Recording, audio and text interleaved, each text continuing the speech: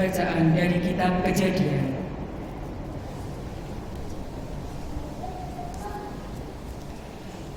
Sekali peristiwa, Tuhan membawa Abram keluar dari rumah serta berfirman kepadanya, "Coba lihat ke langit dan hitunglah bintang-bintang jika engkau dapat." Maka firman-Nya kepada Abram, "Demikian banyaknya keturunanmu kelak." Abram percaya kepada Tuhan, maka Tuhan memperhitungkan hal itu kepadanya sebagai kebenaran. Tuhan berfirman lagi kepada Abram, "Akulah Tuhan yang membawa engkau keluar dari Ur Kasdim untuk memberikan negeri ini menjadi milikmu." Tetapi Abram bertanya, "Ya Tuhan Allah, dari manakah aku tahu bahwa aku akan memilikinya?" Firman Tuhan kepadanya, "Ambillah bagiku seekor lembu betina berumur 3 tahun, seekor kambing betina berumur 3 tahun, seekor domba jantan berumur 3 tahun, seekor burung tekukur, dan seekor anak burung merpati." Abram mengambil semuanya itu dan membelahnya menjadi 2. Lalu belahan-belahan itu diletakkannya yang satu di samping yang lain. Tetapi burung-burung itu tidak dibelahnya. Ketika burung-burung buas hinggap di atas daging binatang-binatang itu, Abram mengusirnya. Menjelang matahari terbenam, tertidurlah Abram dengan nyenyak. Lalu gelap gulita yang mengerikan turun meliputinya. Ketika matahari telah terbenam dan hari menjadi gelap, kelihatanlah perapian yang berasap beserta suluh yang berapi lewat di antara belahan-belahan daging itu. Pada hari itulah Tuhan mengadakan perjanjian dengan Abram serta berfirman, "Kepada keturunanmu-lah kuberikan negeri ini, mulai dari sungai Mesir sampai ke sungai Efrat yang besar itu." Demikianlah sabda Tuhan.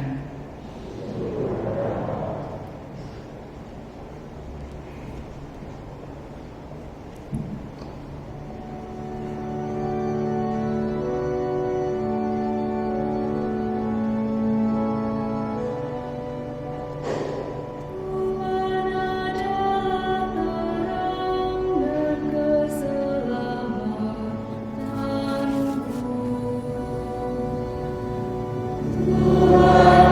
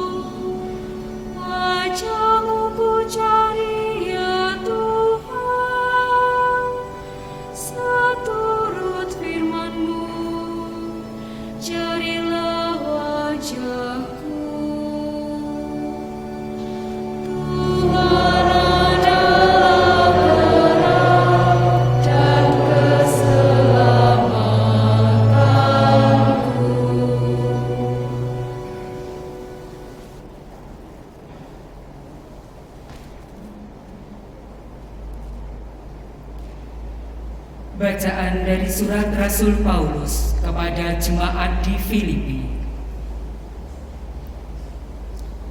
Saudara-saudara, ikutilah teladanku dan perhatikanlah mereka yang hidup seperti kami.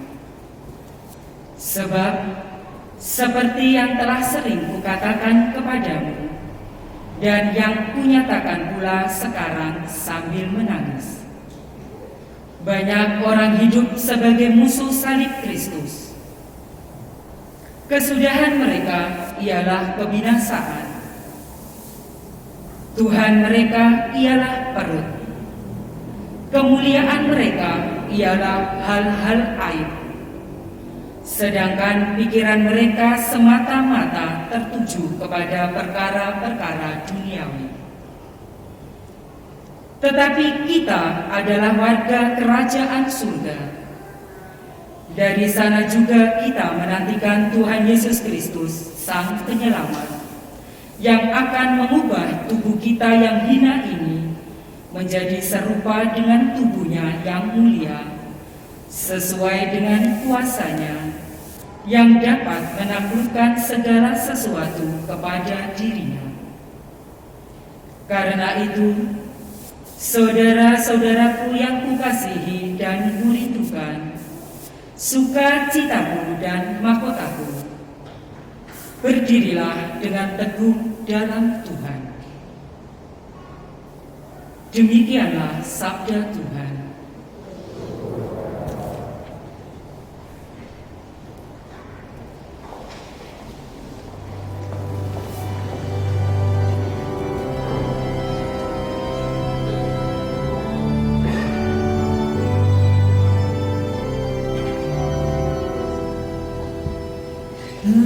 Terpujilah Kristus Tuhan, Raja mulia dan kekal. Terpujilah Kristus Tuhan, Raja mulia dan Dari dalam awan yang terang, terdengarlah suara Bapa. Inilah anak yang kukasihi, dengarkanlah Dia. Terpujilah Kristus Tuhan, Raja mulia dan kekal. Tuhan bersamamu.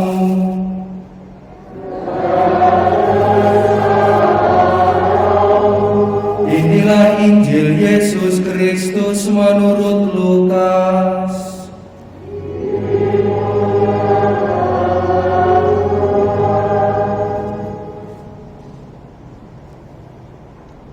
Sekali peristiwa, Yesus membawa Petrus, Yohanes, dan Yakobus naik ke atas gunung untuk berdoa. Ketika Yesus sedang berdoa, rupa wajahnya berubah dan pakaiannya menjadi putih berkilauan. Lalu tampaklah dua orang berbicara dengan Dia, yaitu Musa dan Elia. Keduanya menampakkan diri dalam kemuliaan dan berbicara tentang tujuan kepergian Yesus yang akan digenapinya di Yerusalem. Sementara itu Petrus dan teman-temannya telah tertidur, dan ketika terbangun mereka melihat Yesus dalam kemuliaannya, juga kedua orang yang berdiri di dekat Yesus itu. Ketika kedua orang itu hendak meninggalkan Yesus, Petrus berkata kepadanya, "Guru, alangkah baiknya kita berada di tempat ini. Biarlah sekarang kami dirikan 3 kemah, satu untuk engkau, satu untuk Musa, dan satu untuk Elia." Tetapi Petrus tidak tahu apa yang dikatakannya itu. Sementara ia berkata demikian, datanglah awan menaungi mereka. Ketika masuk ke dalam awan itu, takutlah mereka. Lalu terdengarlah suara dari dalam awan itu yang berkata, Inilah putraku yang aku pilih, dengarkanlah dia. Ketika suara itu terdengar, tampaklah Yesus tinggal seorang diri. Murid-murid itu pun merahasiakannya, dan pada masa itu mereka tidak menceritakan kepada siapapun apa yang telah mereka lihat itu. Demikianlah sabda Tuhan.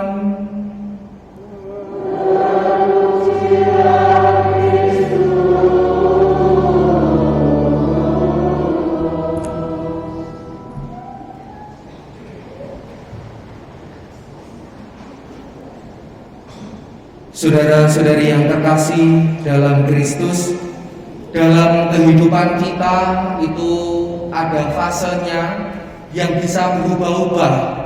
Kadang orang mengalami suka, kadang orang mengalami duka, kadang juga orang mengalami senang, tetapi juga kadang mengalami sedih. Tetapi juga ada orang yang dengan rela mau mengalami susah, mau mengalami penderitaan untuk sesuatu hidup yang lebih baik lagi. Misalkan mulai dari anak sekolah, untuk mendapatkan nilai yang baik dia harus bersusah-susah dahulu, dia harus mending belajar daripada bermain atau main game atau juga nonton TV, karena nantinya ini adalah penting untuk hidupnya. Juga bagi orang tua, Anda lebih menyenangkan mana, lebih susah mana, duduk santai-santai, liburan atau bekerja. Tetapi ada juga yang banyak memilih bekerja, meskipun itu lebih susah, itu lebih membawa bentuk pengorbanan yang lebih menderita dibandingkan daripada harus bersantai, liburan dan senang-senang. Tapi memilih itu karena ada hal yang ingin dicapai di belakangnya, ke depannya itu.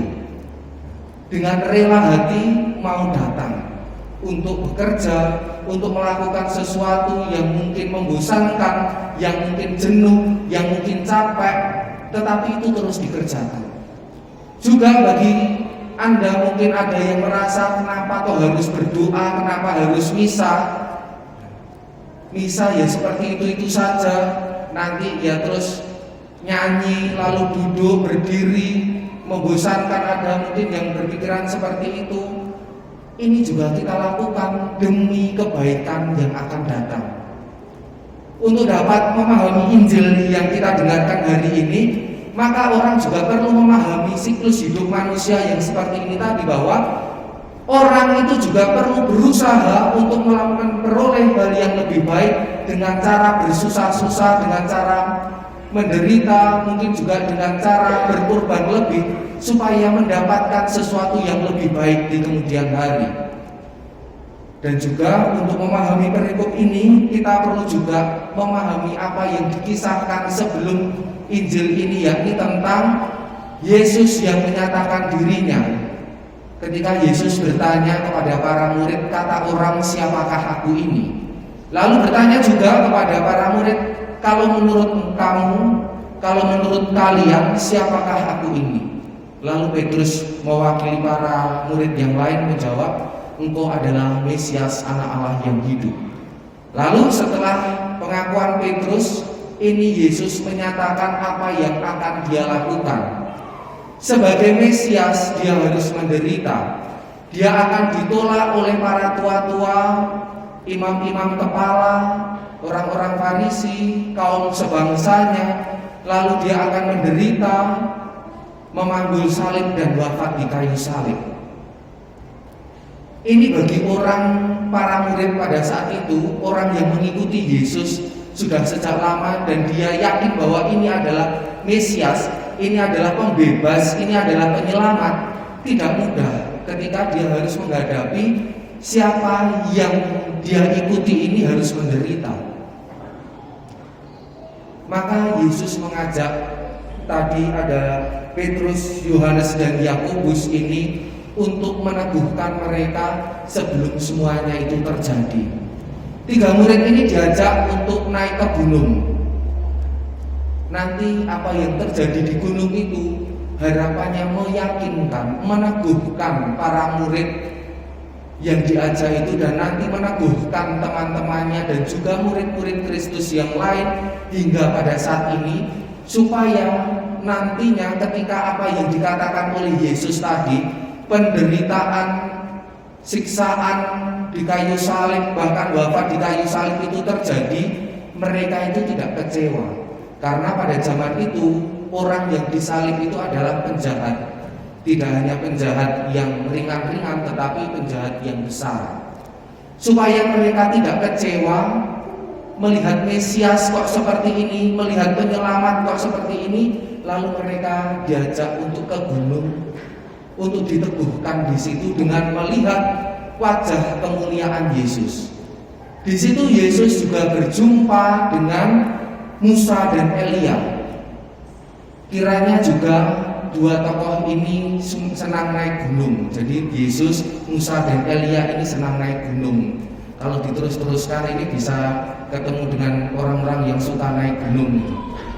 Jadi bisa dibaca dalam Perjanjian Lama, Musa itu berjumpa dengan Allah itu di Gunung Sinai. Elia itu berjumpa dengan Allah itu di Gunung Horeb.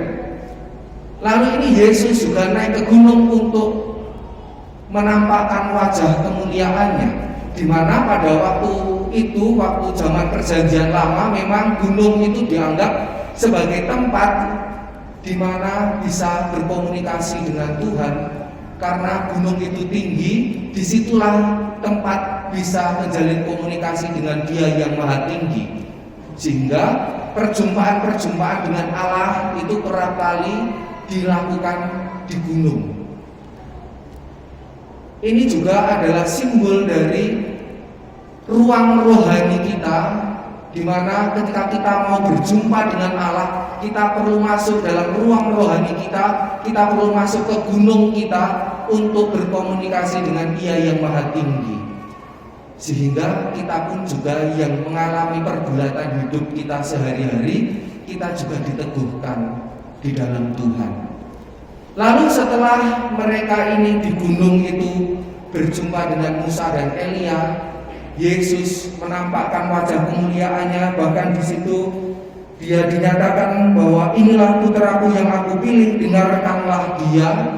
Yang artinya di situ ada ketenangan, di situ ada kedamaian, di situ ada kenyamanan, di mana orang yang dinyatakan tinggal bersama dengan Allah, berjumpa dengan Allah, melihat wajah kemuliaan Allah itu adalah damai. Itu yang dikatakan dalam kitab suci. Tetapi Yesus tidak mau berlama-lama di atas gunung. Setelah turun dari gunung ini, dalam perikop selanjutnya ini Yesus harus masuk ke kota Yerusalem, di mana kisah penderitaannya itu harus dimulai.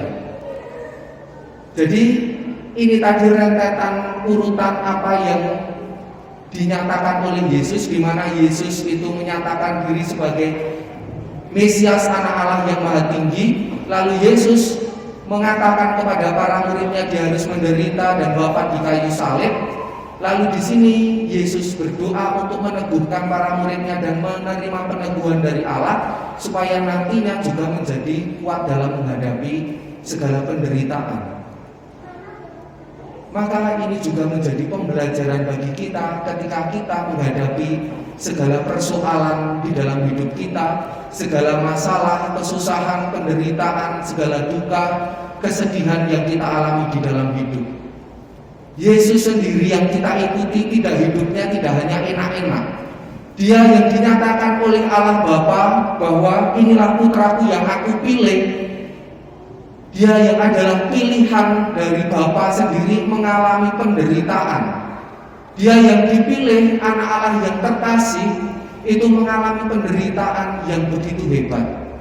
Maka kita yang adalah murid-murid Kristus juga hendaknya tidak takut menghadapi segala persoalan yang ada di dalam hidup kita. Memang kita perlu adanya kekuatan dari Allah supaya kita mampu untuk menghadapi segala persoalan dalam hidup. Maka kita diajak untuk naik ke gunung untuk berjumpa dengan Allah. Gunung bagi kita bisa kamar kita masing-masing. Gunung bagi kita bisa tempat di lingkungan, ada pertemuan lingkungan. Gunung bagi kita bisa gereja ini, tempat di mana kita bisa berjumpa dengan Allah untuk menerima kekuatan dari Allah yang Maha Tinggi, supaya kita mau dan mampu menghadapi persoalan-persoalan, bukan hanya lari dari persoalan yang satu ketemu persoalan lagi, nanti lari lagi, tetapi supaya kita berani untuk menghadapi segala persoalan yang ada di dalam hidup kita dan menjadi pemenang dari segala masalah yang ada di dalam hidup kita. Maka ketika kita mau belajar dari pengalaman kisah yang dialami oleh para rasul dan juga oleh Yesus yang kita dengarkan dalam Injil hari ini, meskipun para rasul ketika sudah diteguhkan itu tetap ada yang gagal, misalkan seperti Petrus. Ketika Yesus ditangkap, Petrus juga menyangkal Yesus 3 kali. Itu adalah juga bentuk kegagalan dari para murid. Jadi para murid bisa gagal, kita semua juga bisa gagal dalam menghadapi berbagai macam kesulitan dalam hidup ini. Kita juga bisa putus asa. Tetapi jangan sampai kita berlarut-larut dalam keputusasaan, dalam kegagalan. Kita diajak untuk bangun lagi. Kita diajak untuk bangkit lagi untuk menghadapi segala persoalan itu dengan kekuatan yang telah diberikan oleh Tuhan. Yesus yang telah jatuh 3 kali, jadi ketika Anda ikut jalan salib, itu Yesus jatuh 3 kali. 3 kali pula Yesus bangkit lagi, bangun lagi untuk melanjutkan jalan salibnya. Kadang kita juga jatuh dalam dosa, maka kita juga perlu bangun lagi, bertobat lagi untuk bisa menjalani hidup ini dengan lebih baik lagi.